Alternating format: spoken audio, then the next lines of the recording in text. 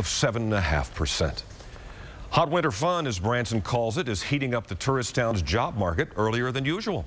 Here's KY3's Emily Wood on why no snow is good for the employment climate. A lot of applicants for servers, a lot of them for cooks, mainly servers. Position is what I'm looking for. Mark Turner is hiring early this year. Just because of the weather. I mean, we haven't really had a winter. Charlie's Steak, Ribs, and Ale is one of the Branson businesses doing better than expected this winter. The extra cash has allowed Turner to hire seasonal help about a month earlier than usual. I need to hire at least 12 servers between 2 locations and probably 3 cooks.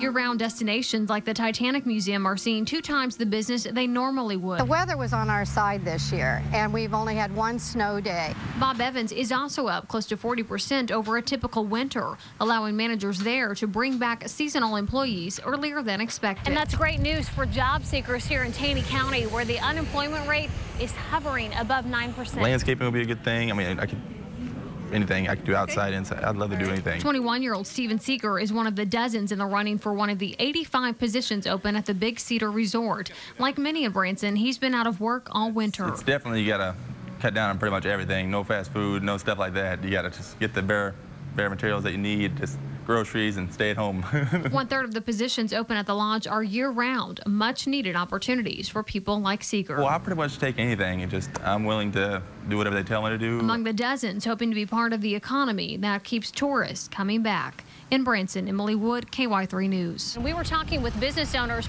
about what a great winter they had, the great numbers they had. A lot of them planning to bring back seasonal help early this year, hire even more people, and they were really hoping to do big business this summer.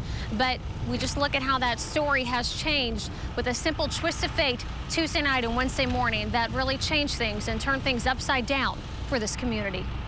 I just sat in the parking lot and I cried. Mark Turner has put his heart into this restaurant, helping make Charlie's Steak, Ribs, and Ale one of the top spots in Branson. We were just here less than 48 hours ago highlighting their success as they prepared for the busy season. This is what the restaurant looked like Tuesday. This is what it looks like now. I guess unless it happens to you, you really don't know how close it is to your heart. I feel for the people in Joplin, really do.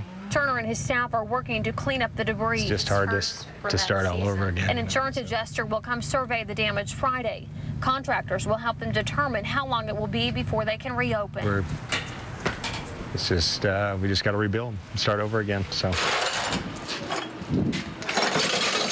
Chad Rocket owns Maggie Moo's Ice Cream on the Strip. Could have been a whole lot worse as far as structural damage and things such as that. As far as inside, we were protected pretty well. The damage here wasn't quite as severe. It will take some time to repair all the broken glass, but Rocket's main concern was the ice cream, all made on site. We bought about 50 pounds of dry ice, loaded it in our freezers, and that was able to preserve everything. Later, he was able to hook up a generator. Spring break is a busy time for the ice cream business, and Rocket just hopes he'll be able to open again before then. That's my crowd. Unfortunately, it will take a lot longer than that for Charlie's. It's just really hard. And unless you go through it, it's different when you see it on TV and somebody else does it. Hey. And each business owner that we visited with, one after another along here on the Strip, other parts of town, they tell us they do plan to rebuild no matter how long it takes. Here they go, brother. Mark Turner is the manager of Charlie's Steak, Ribs, and Ale. He was here before the Leap Day tornado hit, preparing for what should have been a busy season. He was also here the day after, showing us the damage and trying to make sense of the devastation. It's just, we just got to rebuild and start over again. And he's here now. It's crazy, man. It's just amazing that it's come to this, you know. Watching the place he loves be demolished. I'm kind of glad it's coming down just because you get a brand new building, but it's not the same Charlie's as what people are used to. Seeing years of hard work get wiped out in a matter of minutes isn't easy. It's just crazy, man. I just can't believe it. But Turner hopes to eventually offer his visitors something bigger and maybe even better. It's going to be actually twice as tall as what it was before, so you'll be able to see it. We have a big, huge Charlie's logo.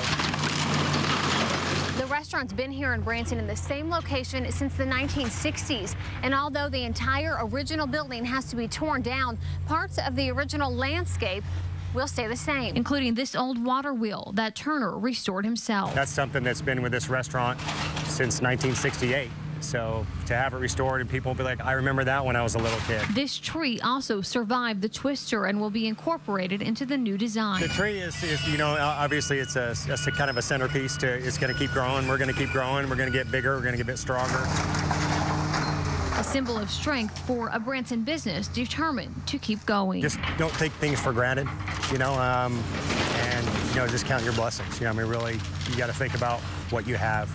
And in an instant, it could be gone. Charlie's is one of 8 commercial buildings so far to be torn down due to the tornado damage. The owner there hopes to have the new Charlie's open by October.